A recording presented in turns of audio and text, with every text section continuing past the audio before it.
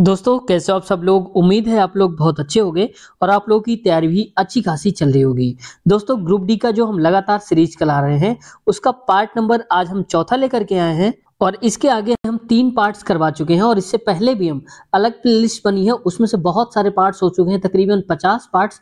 तो अगर उनको भी आप देखना चाहते हैं तो इसी वीडियो के नीचे अंत तक लिंक मिल जाएगी, वहां से आप देख लेना।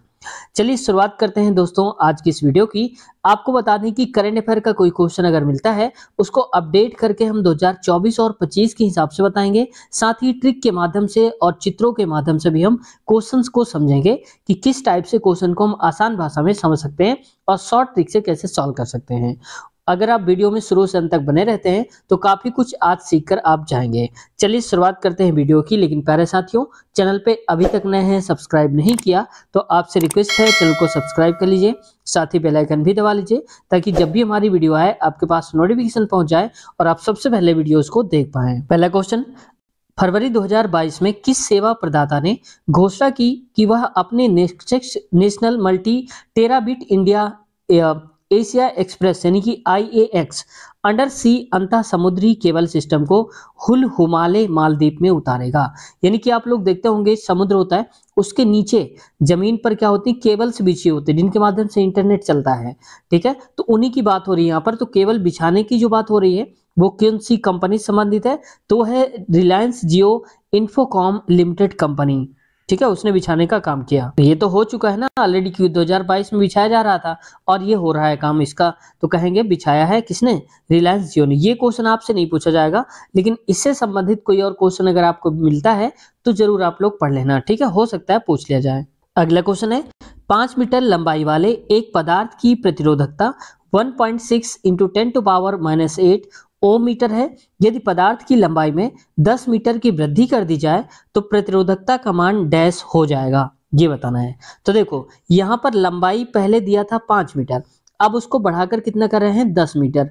लेकिन ध्यान दो यहाँ प्रतिरोधकता की बात हो रही है, तो जब लंबाई हम बढ़ाते हैं दोस्तों तो प्रतिरोधकता में कोई फर्क नहीं पड़ता, चाहे आप लंबाई घटा दो या कम कर दो, इसमें फर्क नहीं पड़ेगा प्रतिरोधकता में। यानी कि अगर प्रतिरोधकता 1.6 इंटू 10⁻⁸ थी तो वही रहेगी अभी भी। तो ऑप्शन तीसरा करेक्ट आंसर हमारा हो जाएगा। तो मैंने बताया कि लंबाई पर निर्भर नहीं करती, तो किस पर निर्भर करेगी, तो ये दोस्तों करती है चालक की प्रकृति, यानी कि चालक किस टाइप का है, चालक की उसकी प्रकृति पर निर्भर करती है। और साथ ही दूसरा जो होता है वो तापमान पर निर्भर करता है। ठीक है, टेम्परेचर बढ़ाएंगे घटाएंगे तो उसकी प्रतिरोधकता पर असर देखने को मिलेगा। तो इन दो चीजों पर निर्भर करती है प्रतिरोधकता, चालक की प्रकृति अगर बदल रहे हैं या फिर तापमान उसका बदल रहे हैं, नोट कर लीजिए। क्वेश्चन है, चुंबकीय क्षेत्र के अंदर स्थित धारावाही चालक पर बल की दिशा ज्ञात करने के लिए प्रयुक्त फ्लेमिंग के बाएं हाथ के नियम के अनुसार माध्यमा तर्जनी अंगुलियां क्रमशः डैश और डैश की दिशाओं में निरूपित करती हैं। देखो अगर आप चित्र देख लोगे तो आप समझ जाओगे आसानी से कि क्या है। तो पहले मैं चित्र दिखाता हूं आपको। ये देखो, ये है फ्लेमिंग के बाएं हाथ का नियम। अब देखो अंगूठा की अगर हम बात करते हैं, बाएं हाथ आप अपना ऐसे कर सकते हो, प्रैक्टिकली आप लोग भी करो इस टाइप का। तो आपका जो अंगूठा होगा वो कौन सी दिशा बताएगा, ये बताएगा मोशन, गति की दिशा को बताएगा, यानी कि बल की दिशा को बताएगा। वहीं इधर की जो उंगली होगी तर्जनी, ये क्या बताएगी, ये बताएगी चुंबकीय क्षेत्र यानी कि फील्ड को बताएगी। वहीं आपकी जो मध्यमा होगी वो बताएगी करंट यानी कि धारा को। तो आप लोग देख लो, मैं चाहे तो हिंदी में लिख देता हूं यहाँ पर, इसको बोलते हैं धारा और फील्ड को बोलते हैं चुंबकीय क्षेत्र। ठीक है, और ये तो मोशन मतलब समझ ही गए होंगे, बल की दिशा को बताता है। तो अब पूछा हमसे ये गया था कि तर्जनी और माध्यमा उंगली किस किस को दर्शाएंगी, तो एक चुंबकीय क्षेत्र को दिखाएगी और जो आपकी मध्यमा है वो करंट यानी कि धारा को दिखाती है। अब देखते हैं क्वेश्चन, इसको एक बार सही से आप देख लीजिए। ठीक है, तो अब बताओ, माध्यमा और तर्जनी की बात हो रही थी। ठीक है, तो किसको दिखा रही थी माध्यमा, तो माध्यमा धारा को दिखा रही थी और तर्जनी उंगली जो थी वो चुंबकीय क्षेत्र को, जो अंगूठा के बगल में थी वो क्या दिखा रही थी, चुंबकीय क्षेत्र की दिशा को। तो ऑप्शन चौथा करेक्ट आंसर हमारा हो जाएगा, यहां से आप देख सकते हो। क्वेश्चन है, महिला एवं बाल विकास मंत्रालय भारत सरकार ने डैश 2022 तक अंतर्राष्ट्रीय महिला दिवस सप्ताह को आजादी का अमृत महोत्सव के भाग के रूप में विशेष सप्ताह इनकी आइकॉनिक वीक के रूप में मनाया है। और वो कब से कब तक चला था, तो ये दोस्तों चला था 1 से 8 मार्च तक। तो ऑप्शन नंबर इसका तीसरा करेक्ट आंसर है। ठीक है, अच्छा आप लोग बताओ जरा यही ऑप्शन से कुछ हिंट लेकर के कि आपको बताना है अंतरराष्ट्रीय महिला दिवस कब मनाया जाता है। ठीक है, तो अंतर्राष्ट्रीय महिला दिवस मार्च में ही होता है, लेकिन कौन सी तारीख को होता है आप लोग बताना जरा, ठीक है। आगे बढ़ते हैं। क्वेश्चन है, एक वयस्क मनुष्य के मुख में केवल डैश कृंतक होते हैं, तो ये कितने होते हैं, ये 8 होते हैं। तो ऑप्शन नंबर तीसरा करेक्ट आंसर हो जाएगा। कृंतक का मतलब होता है काटने वाले। तो देखो दोस्तों, जैसे इस टाइप का कुछ बना होगा तो यहाँ भी काटने वाले होंगे, ऊपर वाले भी काटने वाले, तो टोटल मिला के ऊपर और नीचे में जो कृंतक दांत के टाइप होते हैं यानी कि इंसीजर, तो वो कितने होते हैं, 8 होते हैं। चलो मैं दिखा ही देता हूं। अच्छा, तो देखो यहाँ पर इंसीजर की बात हो रही थी, काटने वाले। तो देखो ये 4 दांत होते हैं, यहाँ से यहाँ तक के ये 4 दांत, इतने आप देख सकते हो, ये होते हैं कौन से दांत, ये इंसीजर कहलाते हैं। तो 4 दांत तो यहाँ हो गए, और इसके ऊपर भी देखो ये भी 4 दांत होते हैं, यहां से लेकर के यहां तक के ये 4 दांत कहलाते हैं इंसीजर काटने वाले। तो 4 ऊपर वाले जबड़े में हो गए और 4 नीचे वाले, तो टोटल कितने हो गए, 8 हो गए। तो देखो अभी तो पूछा है कृंतक, और हो सकता है आगे पूछ ले। तो इंसीजर कृंतक का मतलब होता है यहाँ पर काटने वाले। इसके बाद आते हैं रदनक। रदनक का मतलब होता है कैनाइंस। इनका काम होता है फाड़ना। जब हम कोई चीज को काटते हैं उसके बाद कोई चीज फाड़ते हैं, ये थोड़ा नुकीले होते हैं ऊपर की तरफ से, तो ये होते हैं। एक दांत यहाँ होता है, एक यहाँ, यानी कि नीचे वाले जबड़े में 2, एक इधर और एक इधर। ऊपर भी सेम होते हैं, एक यहाँ होता है, एक यहाँ होता है। तो आप बताओ कितने हो गए। तो ये जो होते हैं कैनाइन, वो होते हैं टोटल 4, 2 नीचे और 2 ऊपर। वहीं पर पूछा जाता है यहाँ पर प्रीमोलर्स। प्रीमोलर्स को हिंदी बोलते हैं अग्रचवर्णक। इनका काम होता है चबाना। तो ये कितने होते हैं, ये 2 इधर होते हैं, 2 इधर होते हैं। तो 4 ये हो गए, और ठीक वैसे 2 यहाँ होते हैं, 2 यहाँ होते हैं, यानी कि 4 4 कितने हो गए, 8 ये हो गए, ठीक है। और वैसे इसके बाद आता है प्री मोलर्स, के बाद आता है मोलर्स। तो मोलर्स कौन से होते हैं, मोलर्स की संख्या थोड़ा सा ज्यादा हो जाती है। जैसे देखो 3 यहाँ पर होते हैं, 3 यहाँ पर, कितने हो गए, 6। वैसे 3 यहाँ पर और 3 यहाँ पर 6, टोटल कितने हो गए, 12 हो गए। यानी कि मोलर्स दांतों की संख्या पूछे तो 12, हिंदी में बता देता हूं मैं, यहाँ पर चवाड़क दांतों की संख्या 12, और अग्र चवाड़क यानी कि प्री मोलर्स इनकी संख्या होती है यहाँ पर 8। और वहीं पर कैनाइंस, कैनाइंस का मतलब रदनक, इनकी संख्या होती है 4। इंसीजर मतलब होता है कृंतक काटने वाले, इनकी संख्या मैंने बता दिया कितनी होती है, 4 और 4 8, तो यहाँ पर होती है 8, ठीक है। अब देखो पूछा गया था, पूछा था यहाँ पर क्या, कृंतक की संख्या। तो कृंतक कितने होते हैं, 8 होते हैं, मैंने बता दिया आपको। तो ऑप्शन नंबर इसका तीसरा करेक्ट आंसर हो जाएगा। जो मैंने अभी पीछे बताया था तो उनको आप नोट कर लीजिए, क्योंकि इस बार तो कृंतक पूछा है, हो सकता है अगली बार कुछ और पूछ ले, तो भी आपको याद होना चाहिए ना कि रदनक की संख्या कितनी होती है, अग्र चवाड़क कितनी होती है। अच्छा आप लोग बताओ जरा कि चवाड़क, ठीक है, मोलर्स की संख्या कितनी होती है, मैंने अभी बताया था, तो आप लोग बताओ कितने होते हैं कुल। क्वेश्चन है, निम्न में से कौन सा विकल्प उस निकटतम लगभग मान को दर्शाता है जो निम्न समीकरण में प्रश्न चिन्ह के स्थान पर आएगा।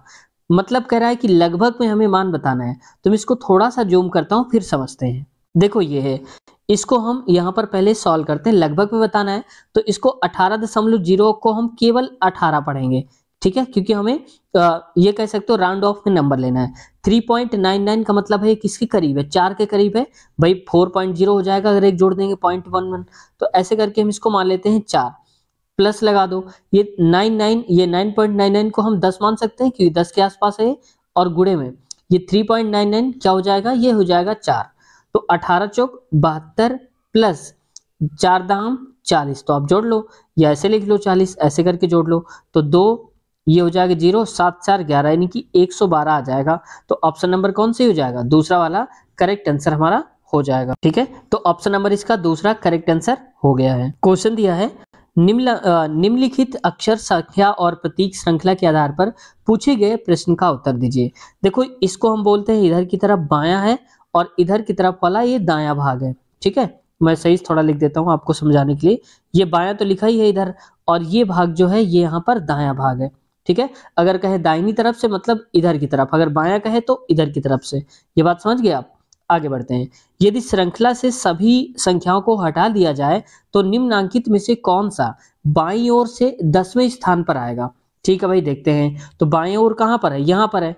संख्याओं को हमें काउंट नहीं करना, क्योंकि कह रहा है कि संख्याओं को हटा देना है।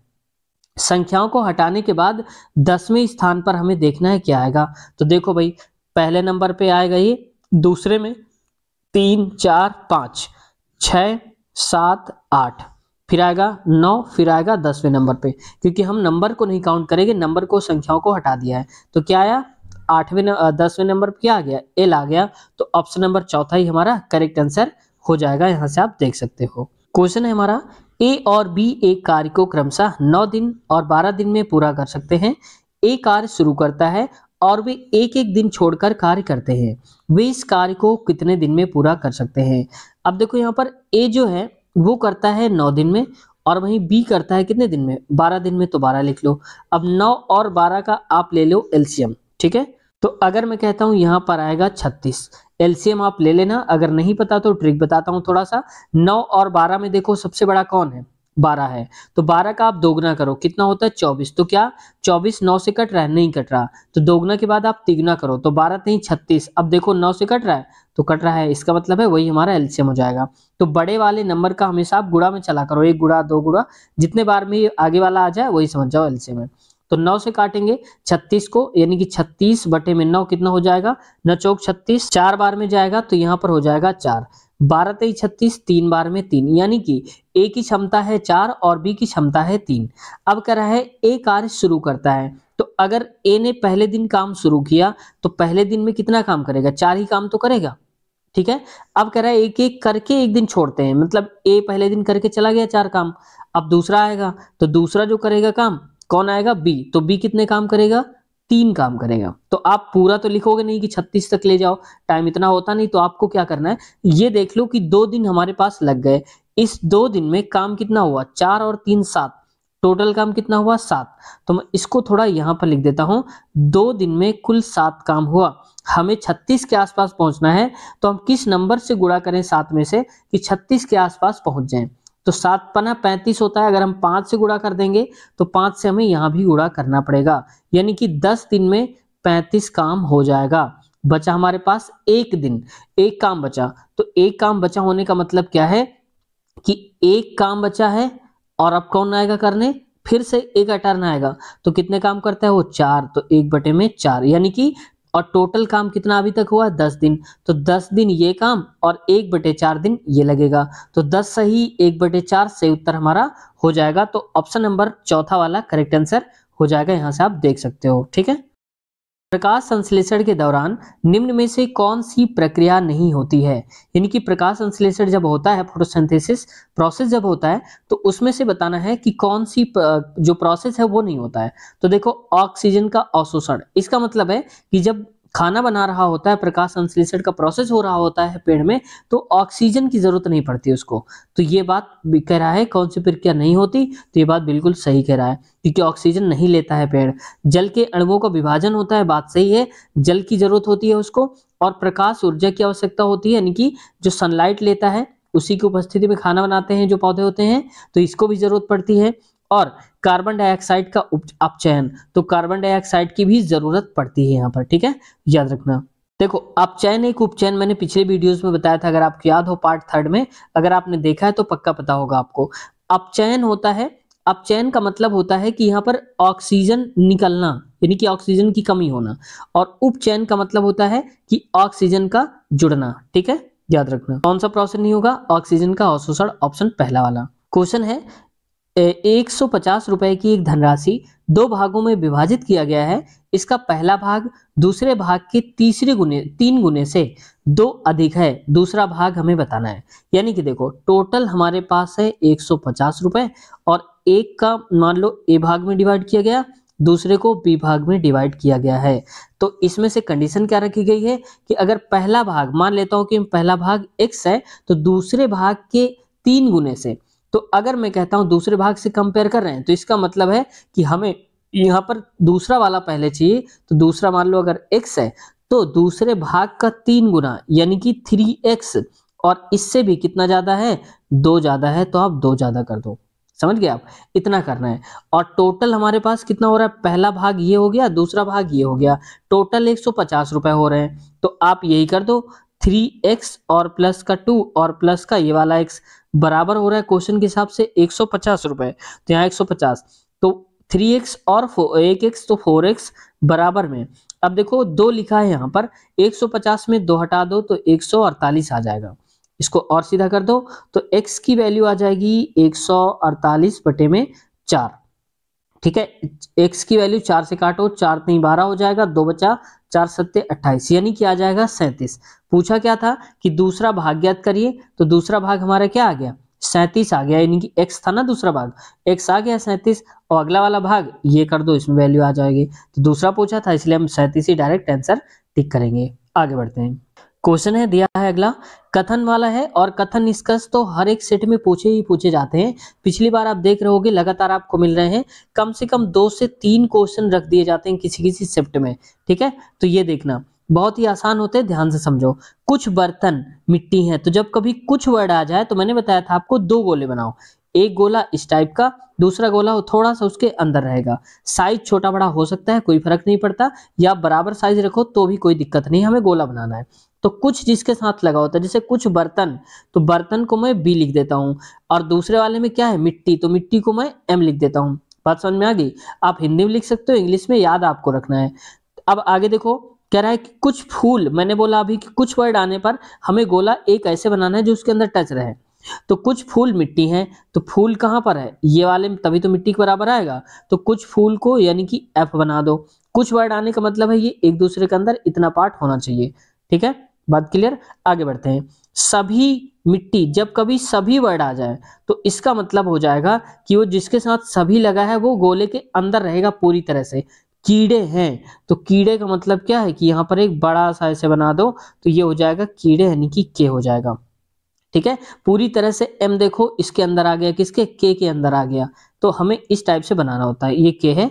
अब देखो क्या कह रहा है निष्कर्ष से, कुछ फूल कीड़े हैं, तो देखो क्या कोई एफ वाला जो पार्ट है वो के वाले पे मिल रहा है, भाई के वाला तो ये पूरा का पूरा हो गया यहाँ से यहाँ तक, तो एफ और के ये दोनों मिल रहे हैं ना, इतना वाला हिस्सा, तो ये बात, पहली बात तो सही कह रहा है, पहला वाला जो ये बात है ये पहली सही है। दूसरा कह रहा है कुछ बर्तन फूल हैं, तो कुछ बर्तन का मतलब बी है ये वाला, और फूल का मतलब क्या है, एफ है। तो देखो बर्तन यहाँ है, फूल यहाँ है, तो क्या मिल रहे हैं आपस में, नहीं मिल रहे हैं ना, क्योंकि देखो ये गोले आपस में कहाँ टच करें, आप खुद ही देख लो, तो ये गोला अलग है, ये गोला अलग है, तो इसलिए गलत हो जाएगा। केवल एक ही कथन निष्कर्ष, केवल एक ही निष्कर्ष सही है, वो भी पहला, तो केवल निष्कर्ष फर्स्ट पालन करता है, ऑप्शन तीसरा करेक्ट आंसर हो जाएगा। क्वेश्चन है, एक कक्षा की परीक्षा में कुछ विद्यार्थियों को उनके अंकों के आधार पर अलग अलग स्थान प्राप्त हुआ है, इनकी फर्स्ट सेकंड रैंक ऐसे मिली है उनको। विवेक शीर्ष से यानी कि टॉप से अगर हम देखें तो 12वें नंबर पर है, और नीचे से यानी कि लोवेस्ट नंबर से देखें तो 15वें स्थान पर है। कुल कितने विद्यार्थियों ने परीक्षा दी थी, यानी कि कुल मिला के रैंकिंग की बात हो रही है।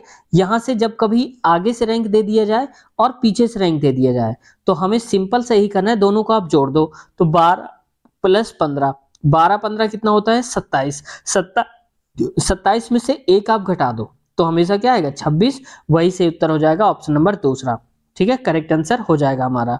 अब हमने एक क्यों घटाया, तो देखो अगर मान लो हम यहां से कोई व्यक्ति है ऐसे करके खड़ा है इस जगह पे 1 2 3 4 5 नंबर पे, अब अगर हम इधर से देख रहे हैं तो कौन सी स्थान पर आ रहा है, 5वें नंबर पे आ रहा है, और अगर हम इस तरफ से गिने तो 1 2 3 4 5 छठवां मान लो इसको, यहां से 6वें स्थान पर आ रहा है, तो हम जब इधर से गिनते हैं तो भी उसको काउंट कर जाते हैं, इधर से गिनते हैं तो भी हम काउंट कर जाते हैं, जबकि है कितना, एक ही व्यक्ति है, तो इसलिए हम टोटल बताते समय इसको एक बार घटा देते हैं। तो वही हमने क्या किया, 12, ये देखो इसको कहीं कहीं ये भी कह सकता है दायां बायां, तो ये दायां और ये बाएं से स्थान दे सकता है, तो दायां प्लस बायां -1 कर दिया करो तो भी आंसर आ जाएगा। तो 12 प्लस 15 27, और एक घटा दिया तो 26, आंसर हो जाएगा दूसरा वाला। आगे बढ़, जैन धर्म में तीर्थंकर किसे कहते हैं, तो तीर्थंकर दोस्तों उन्हें कहते हैं जो धर्म की रक्षा करता हो यानी कि रक्षक हो, एवं आध्यात्मिक शिक्षक हो यानी कि अध्यात्म का ज्ञान प्रदान करता हो, प्रवचन देता हो, मोक्ष या मुक्ति का मार्ग बताता हो, उसको हम क्या बोलते हैं, तीर्थंकर बोलते हैं। तो ऑप्शन पहला ही करेक्ट आंसर हो जाएगा। अगर दोस्तों तीर्थंकर की बात करें तो जैन धर्म के पहले तीर्थंकर कौन रहे हैं, ये रहे हैं ऋषभ देव, क्योंकि एक बार पूछा जा चुका है, ग्रुप डी में पूछा गया है, याद रखना, ये ग्रुप डी का पेपर कर रहे हैं, ये रिपीटेड क्वेश्चन है। ठीक है, रिपीटेड क्या मतलब, ये नहीं पूछा गया था कि तीर्थंकर जैन धर्म वाला, इसमें ये पूछा था जैन धर्म के प्रथम तीर्थंकर कौन थे, तो ऋषभ देव, आप लोग यही बताना। ठीक है, और अगर अंतिम पूछ लिया जाए कि अंतिम तीर्थंकर कौन थे, तो महावीर स्वामी। ठीक है, और कौन से नंबर के महावीर स्वामी थे, तो ये थे 24वें नंबर के, हो सकता है पूछ लिया जाए, 24वें और अंतिम थे महावीर स्वामी, जैन धर्म के तीर्थंकर। एक निश्चित कूट भाषा में एंग्री को CKIOA लिखा जाता है और थिंक को VEK ऐसे लिखा जाता है, तो उसी कूट भाषा में क्राउन को किस प्रकार से लिखा जाएगा। तो पहले तो ये देखो कि एंग्री को कैसे लिखा गया है। तो देखो ए के बाद सी आया है, ए के बाद सी का मतलब एक का गैप होगा, भाई ए रहा होगा, बी छोड़ करके क्या लिख दिया गया, तो यहाँ पर सी आएगा, तो बी छोड़कर क्या लिखा गया, सी लिखा गया, तो वही देखो सी लिख दिया गया है। ठीक है, यहाँ पर टी के बाद वी देखो तो रहा होगा, टी के बाद आता है यू, फिर आता है वी, तो यू छोड़कर वी लिख दिया गया है। ये बात समझ गए कि पहले लेटर में हमें एक का गैप करके लिखना है। अब पूछा क्या है हमारे पास, तो वो बता दो। पूछा गया है यहाँ पर क्राउन, तो क्राउन CROWN, क्राउन में से अगला जो आएगा सी के बाद आता है क्या, सी आता है, डी आता है, फिर आएगा ई, तो डी छोड़ दो, स्टार्टिंग में क्या लिखना है, ई लिखना है। तो ऑप्शन में देखो ई कहाँ पर है, एक तो पहले में है या फिर तीसरे में, तो दूसरा और चौथा तो कट गया, इन दोनों में से कोई एक सही होगा। ठीक है, अब आप थोड़ा सा स्मार्ट तरीका लगाओ सॉल्व करने में, क्योंकि पेपर में आपको स्मार्ट तरीका अपनाना है। यहाँ पर देखो पहला और तीसरे में कोई एक सही है, यूनिक लेटर देखो लास्ट वाला, यहाँ पी आ रहा है, यहाँ पर क्यू आ रहा है, तो केवल लास्ट वाला चेक कर लो, सही हो जाएगा। देखो वाई के बाद ए आया है, तो कैसे आया होगा, वाई के बाद ए, इसका मतलब हम आगे की तरफ चल रहे हैं, वाई के बाद आता है, वाई आया होगा, जेड आया होगा, फिर ए, यानी कि इसका गैप है। आगे वहीं पर देखो के के बाद एम आया है, तो के रहा होगा, एल रहा होगा, फिर एम आया होगा, यानी कि ये गैप है।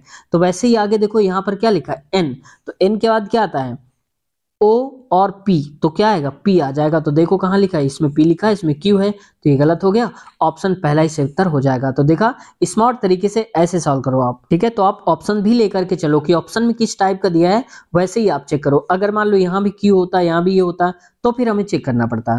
तो यूनिक लेटर आप निकाला करो, कम से कम समय में सॉल्व हो जाएगा। अगला है, किस घटना ने भारत के विदेशी व्यापार पर ब्रिटिश नियंत्रण को और अधिक मजबूत कर दिया था। देखो कौन सी ऐसी घटना हो गई थी जिसके माध्यम से जो विदेशी व्यापार था ब्रिटिश शासकों का, वो और भी ज्यादा नियंत्रण और मजबूती मिल गई थी उसको। तो वो था दोस्तों, सुएज नहर को खोल दिया गया था। तो ऑप्शन पहला करेक्ट आंसर है। ठीक है, और ये सुएज नहर है कहाँ पर, तो ये मिस्र में पड़ती है, याद रखना। अब देखो सुएज नहर के खुलने से क्या हुआ था, ये बात, इस सुएज नहर का निर्माण कब हुआ था, ये 1869 में है। इसके बाद की बात है कि जब सुएज नहर में वहां पर मिस्र में थे, तो इन्होंने क्या करा था, विदेशी जो ब्रिटिश शासक हैं, वहां के जो शासक थे उनसे मिल करके उन्होंने ये रास्ता खुला लिया था सुएज नहर का। इससे क्या हुआ कि इनकी जो व्यापारी जहाज हैं वो डायरेक्ट यहाँ आने लगे, जिससे उनके लिए रास्ता आसान हो गया और उनका जो व्यापार है और भी आसान हो गया उनके लिए, और इससे फ्रांस का जो उद्यम है वो भी ज्यादा बढ़ गया था। यह प्रश्न नीचे दी गई 3 अंकीय संख्याओं पर आधारित है, यानी कि 5 संख्या दिया है, 1 2 3 4 और 5, 3 अंकों की तीनों है, तो देख सकते हो तीनों अंक है। यहाँ से बाएं बोलेंगे और इधर वाले को दाएं बोलेंगे, यानी कि इधर की तरफ चल रहे हैं तो दाएं से चल रहे हैं, यहाँ से बोल चलेंगे तो बाएं से चल रहे हैं। अब थोड़ा सा कंडीशन आप समझ लो, कंडीशन क्या देख रखी है कि उदाहरण के लिए अगर हम 123 को लेते हैं तो पहला अंक 1 है, दूसरा 2 है और तीसरा अंक 3 है। मतलब जो पहले लिखा होगा वो पहला अंक है, दूसरा में 2, ऐसे करके लिखा है। सभी संक्रियाएं बाएं से दाएं की ओर की जानी है, यानी कि सभी जो हम प्रोसेस करेंगे वो इधर से चलेंगे, बाएं साइड से दाएं तरफ की तरफ चलेंगे। अब क्वेश्चन सुनो, कह रहा है कि उपरोक्त श्रेणी की दूसरी सबसे बड़ी संख्या के पहले अंक को सबसे छोटी संख्या के तीसरे अंक में जोड़ने पर प्राप्त परिणाम क्या होगा। तो पहले तो ये देख लो, कह रहा है दूसरी सबसे बड़ी संख्या, तो सबसे बड़ी संख्या इसमें से क्या है, तो आप कहोगे 689, तो हमें दूसरी सबसे बड़ी संख्या लेनी, तो 689 छोटा कौन है, 567, तो आप लिख दो यहाँ पर 567। अब कह रहा है बड़ी जो दूसरी सबसे बड़ी संख्या है वो तो ले लिया, इसके पहले अंक को, पहले अंक का मतलब क्या हुआ, ये जो 5 है इसकी बात हो रही है। सबसे छोटी संख्या, तो सबसे छोटी संख्या कौन सी है, 186 है, सबसे छोटी अंक है 186, लिख लो आप इसका। तीसरे अंक में जोड़ने पर, तो तीसरा अंक इसका क्या है, 6 ही तो है भाई। देखो पहला अंक, दूसरा और तीसरा 6 है, तो इस 5 में से 6 जोड़ दो, 6 5 11 हो जाएगा, ये तो बोला था। तो परिणाम बताना है जोड़ने पर, तो 11 आ रहा है, तो 11 ऑप्शन नंबर तीसरा करेक्ट आंसर हमारा हो जाएगा, यहाँ से आप देख सकते हो। अगला, निम्न में से कौन सी संख्या 4 से विभाज्य है। तो देखो अगर आपको विभाज्यता का नियम पता होगा तो आप आराम से बिना सॉल्व करे ही देख के बता दोगे। 4 से विभाजित का मतलब होता है कोई भी संख्या हो उसके अंतिम 2 अंक, यानी कि दाहिने साइड से अंतिम 2 अंक अगर 4 से कट रहे हैं तो इसका मतलब है वो संख्या भी 4 से कट जाएगी। जैसे देखो अंतिम 2 अंक क्या है, 23 है, इसके 2 22, इसके 25 और इसके 24, तो 23 तो देखो 4 से कटेगा नहीं, 22 भी नहीं कटेगा, 25 भी नहीं कटेगा, 24 कट जाएगा, क्योंकि 24 बटे में 4 करेंगे, 4 छंग 24 कट गया। तो इसका मतलब 24 कट रहा है, तो इसका मतलब है कि पूरा का पूरा नंबर भी किससे कटेगा, 4 से विभाज्य हो जाएगा। तो ऑप्शन नंबर चौथा करेक्ट है। अब देखो विभाज्यता का नियम मैं थोड़ा सा बताता हूँ, हालांकि मैंने इसकी कंप्लीट वीडियो बना दी है, अगर आप देखना चाहते हो तो इसी वीडियो के नीचे मैं डिस्क्रिप्शन में लिंक दे दूंगा, संख्या विभाज्यता नियम, वहां से आप देख लेना। थोड़ी देर की वीडियो है, 5 मिनट की या 7 मिनट की होगी, अगर आप उसको देख लेते हो तो कोई भी नंबर से आ जाए डिविजिबिलिटी, आप आराम से सही करके आओगे। 5 से डिविजिबिलिटी के लिए क्या होना चाहिए कि अंतिम अंक, यहाँ जैसे 4 है 5 है, तो अंत में या तो 0 होना चाहिए या तो 5 होना चाहिए। जैसे देखो 225, ये 5 से कट जाएगा, बाकी और से कट जाए फर्क नहीं, लेकिन हमें 5 से चेक करना है। या कहीं पर लिखा हो 5 30 ऐसे लास्ट में 0, तो भी किससे कटेगा, 5 से कटेगा। समझ गए। बाकी सारे विभाज्यता आप पढ़ लेना उस वीडियो से, तो आपको आसानी हो जाएगी, क्योंकि इस बार 4 से पूछा है, तो जरूरत नहीं कि 4 से ही पूछे, हो सकता है अगली बार पूछ ले कि 8 से विभाज्यता बताओ, तो आप डायरेक्ट विभाज्य थोड़ी करने लगोगे हर एक ऑप्शन को लेकर, ऐसे में टाइम लॉस होगा आपको। ठीक है, क्योंकि आपको वैकेंसी भी तो सिलेक्ट करनी है, यानी कि एक सीट भी तो पक्की करनी है आपको, तो स्मार्ट तरीके से चलना होगा। निम्नलिखित धातुओं को उनकी अभिक्रियाशीलता के अनुसार सही क्रम में व्यवस्थित कीजिए। तो देखो अभिक्रियाशीलता, इसका मतलब रिएक्टिविटी, अगर सीरीज आपको याद है ना, तो आप आराम से कर लोगे। ठीक है, इससे पहले मैं एक काम करता हूँ, इसको ऑप्शन तो बता ही देता हूँ, लेकिन रिएक्टिविटी सीरीज भी आपको दिखा देता हूँ। देखो ये आता है, सबसे पहले आता है पोटेशियम एल्युमिनियम, और ये आता है यहाँ पर आयरन लेड, और आगे आता है आयूरम। ठीक है, गोल्ड, यानी कि पीबी क्यों लिखते हैं, क्योंकि प्लम्बम लिखते हैं। ठीक है, फेरम इसको बोलते हैं, एल्युमिनियम बोलते हैं, पोटेशियम बोलते हैं। अब देखो इसको मैं दिखा देता हूँ रिएक्टिविटी सीरीज। देखो पहला है यहाँ पर रिएक्टिविटी सीरीज में सबसे ज्यादा जो रिएक्ट करता है वो होता है पोटेशियम, फिर सोडियम, फिर कैल्शियम, मैग्नीशियम, एल्युमिनियम, ऐसे करके आप इसका स्क्रीनशॉट ले लो। यही क्रम बताना था कि उनमें से जो ऑप्शंस दिए गए थे, मान लो कि कैल्शियम दे दिया तो सबसे पहले क्या आएगा, माफ कीजिएगा, पोटेशियम दे दिया तो सबसे पहले क्या आएगा, पोटेशियम आएगा। इसके बाद फिर जो भी दे के रखा था वो बताना है, फिर क्या आएगा, फिर ऐसे करके सबसे लास्ट में क्या आ रहा है, गोल्ड, तो गोल्ड वाला सबसे लास्ट में आ जाएगा। यानी कि सोना और चांदी में दोनों में पूछा जाए सबसे ज्यादा रिएक्शन कौन करता है, रिएक्ट तो चांदी करती है, इससे कम करता है गोल्ड करता है। और अगर 3 दे दिया जाए, कॉपर, सिल्वर और गोल्ड, तो सबसे ज्यादा रिएक्ट कौन करेगा, कॉपर, फिर सिल्वर और गोल्ड। ठीक वैसे ही अगर हम पीछे की तरफ से ऊपर की तरफ जा रहे हैं, यानी कि नीचे से ऊपर, तो देखो यहाँ पर अगर कहीं एल्युमिनियम दिया हो और लेड दिया हो, यानी कि प्लम्बम जिसको सीसा बोलते हैं, और पोटेशियम दिया हो, तो आप बताओ सबसे ज्यादा रिएक्टिव क्या हो जाएगा, पहले पोटेशियम आएगा, फिर एल्युमिनियम आएगा, और फिर प्लम्बम आएगा। आप ऐसे याद रखना, काना, कै, मांग, आलसी, जिंक, फिर शंकर, पार्वती है, HGAGUU करके। आप तो ऐसे कोई भी आप ट्रिक बना सकते हो, आप अपने हिसाब से बना सकते हो। ठीक है, आगे बढ़ते हैं। तो ऑप्शन क्या हो जाएगा इसका, दूसरा वाला करेक्ट आंसर हो जाएगा। क्वेश्चन है अगला, एक प्रकाश किरण पुंज एक अवतल लेंस से गुजरने के बाद लेंस के बीच 25 सेंटीमीटर की दूरी पर स्थित एक बिंदु से अपसारित होती प्रतीत होती है। लेंस की क्षमता बतानी है। ठीक है, तो जब कभी लेंस की क्षमता बतानी जाए, यानी कि कोई भी बताना हो इसकी क्षमता, और ये एफ जो दिया फोकस दूरी, बराबर में क्या आ जाएगा, सेंटीमीटर में दिया इसलिए 100 अपान में आ जाएगा, जो भी इसका होगा या एफ कह सकते हो, तो वैल्यू रख दो आप, ये हो जाएगा 100 बटे में एफ की वैल्यू क्या है 25। अब देखो यहाँ पर अवतल लेंस है, तो अवतल में हमेशा माइनस होता है, यहाँ भी माइनस कर लो, 25 से कम 25, 25 चौको 100, बराबर में माइनस का 4 डायोप्टर आ जाएगा, यानी कि डी डायोप्टर मात्रक किसका होता है, लेंस की क्षमता का मात्रक। तो ऑप्शन नंबर चौथा करेक्ट आंसर हो जाएगा। देखो यहाँ पर +4D भी दिया था, अगर आप थोड़ा सा गड़बड़ा जाओगे ना यहाँ पर, देखो लेंस की क्षमता में, तो आप गलत कर लोगे प्लस माइनस में, तो ऑप्शन इसका चौथा वाला सही है। क्वेश्चन है देखो, कथन क्या बोल रहा है, कुछ घड़ियां दीवाल घड़ियां हैं। तो देखो मैंने आपको बताया था जब कभी कुछ वर्ड आ जाए तो आप 2 गोले बनाओगे, एक ऐसा और एक उसी के अंदर इस टाइप का। तो कुछ घड़ियां, तो घड़ियां को मैं जी लिख देता हूँ, दीवाल घड़ी को लिख देता हूँ जी, दीवाल घड़ी को DG लिख देता हूँ, डी से दीवाल, जी से घड़ी, कैसे समझ जाना आप कुछ भी लिख लो हिंदी में, मुझे इतना याद रहेगा इसलिए मैंने लिख लिया, आप हिंदी में लिखना चाहो तो हिंदी में लिख लो। आगे देखो कह रहा है कि सभी दीवार, तो सभी वर्ड आ रहे हैं ना, तो सभी दीवार घड़ियां, इसका मतलब एक गोला बनेगा जिसके अंदर दीवार घड़ियां पूरी पूरी होंगी, यानी कि कुछ इस टाइप का बनेगा हमारे पास ऐसे। तो सभी दीवार घड़ियां जो हैं वो क्या है, टावर हैं, टावर को मैं T लिख देता हूँ। सभी दीवार घड़ियां देखो इसके अंदर ही तो आ गई, ये गोला यहाँ से यहाँ तक का पूरा बना हुआ है।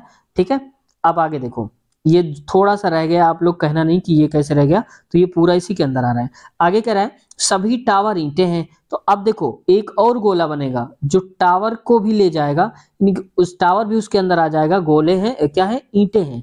ईंटों को मैं लिख देता हूँ, ईंट लिख देता हूँ, ई लिख देता हूँ। अब आगे देखो निष्कर्ष क्या निकाल सकते हैं, कुछ ईंटें घड़ियां हैं। तो कुछ ईंटें जो हैं यानी कि ई वाला, ये देखो पार्ट, घड़ियां मतलब जी पार्ट, तो ये दोनों कॉमन है ना।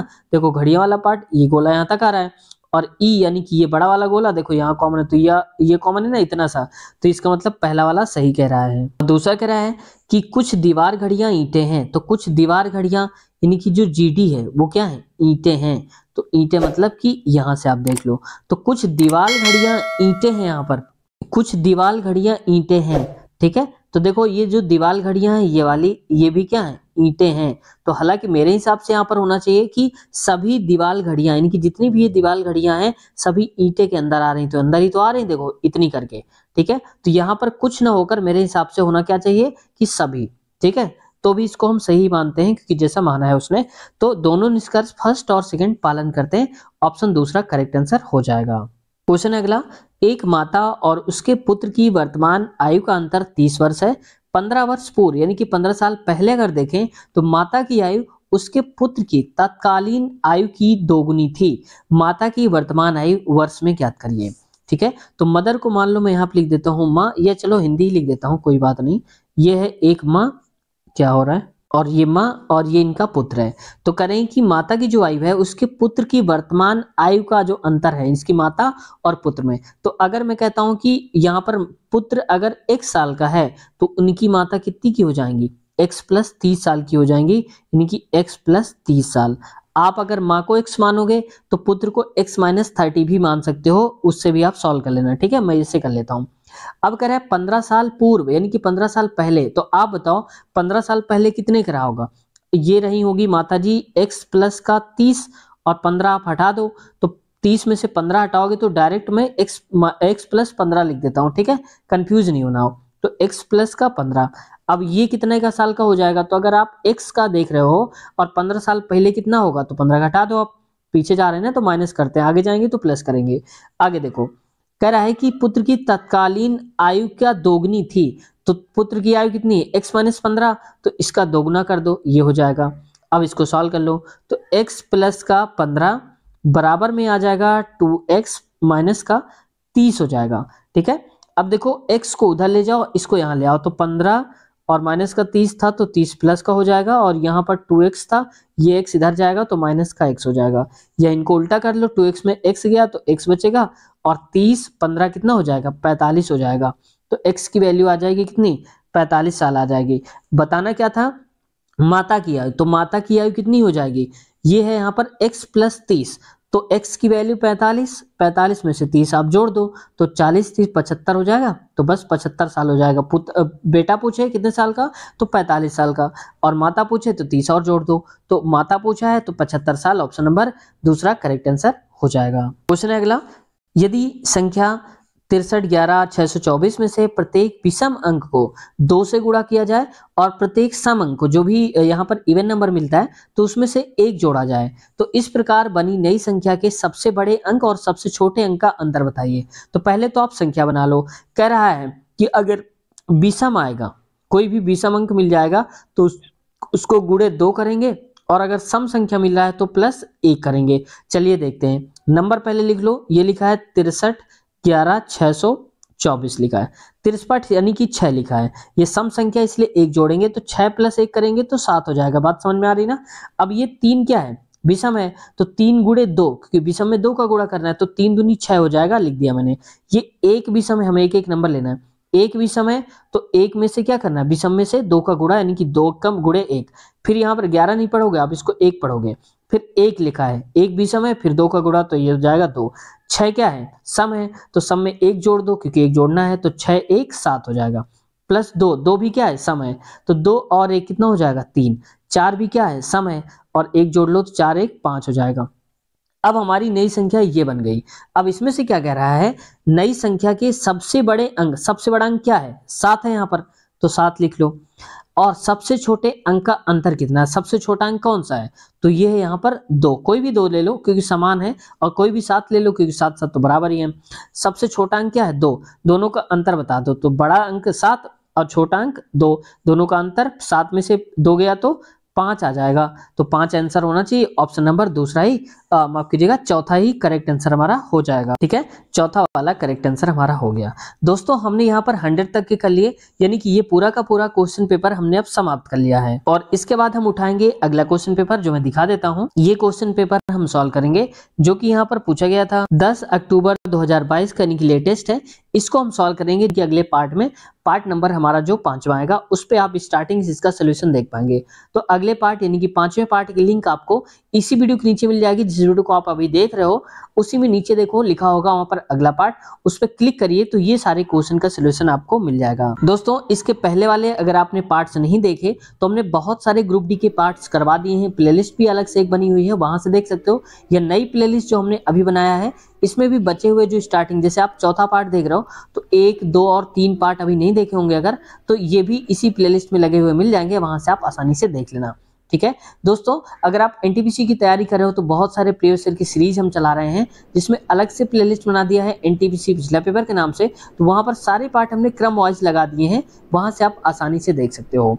दोस्तों ग्रुप डी की तैयारी अगर आप बेहतरीन तरीके से करना चाहते हो, 2025 की इस वैकेंसी में एक सीट पक्की करना चाहते हो, तो आपको थोड़ा डेडिकेशन के साथ पढ़ना होगा। तो आप थोड़ा स्ट्रेटेजी के साथ पढ़िए, ताकि एक क्रम वाइज हो और आप एक व्यवस्थित क्रम से पढ़िए। जैसे कि आप पार्ट्स देख रहे हो, मान लो आपने पार्ट नंबर 10 देखा, पीछे के 9 देखे ही नहीं, तो इसका मतलब आप मिस कर गए ना उन क्वेश्चंस को। तो आप एक काम करिए, प्लेलिस्ट हमने बना दिया है, तो वहाँ स्टार्टिंग से, जिसने नहीं देखा उनकी बात कर रहा हूँ, जो लगातार देख रहे हैं उनकी बात तो ठीक है, उनको रिवीजन तो होगा ही, और फिर भी अगर आप भूल रहे हो तो देख लेना। ठीक है, तो डेली आप रूटीन बना लीजिए कि आपको 5 पार्ट्स देखने हैं, 3 पार्ट्स देखने हैं, कितने, जितना भी आपके पास टाइम हो उतना ही देख लीजिए। बहुत सारे कमेंट्स आते हैं कि सर हमने तो 5 पार्ट्स देखी थी और आज हमने फाइनली वीडियो में 10 पार्ट बचे हैं, बाकी सारे देख डालें। तो ऐसे करके तो आप भी अपने हिसाब से क्रम बना लिए, जितना आपके पास टाइम हो उस हिसाब से करिए।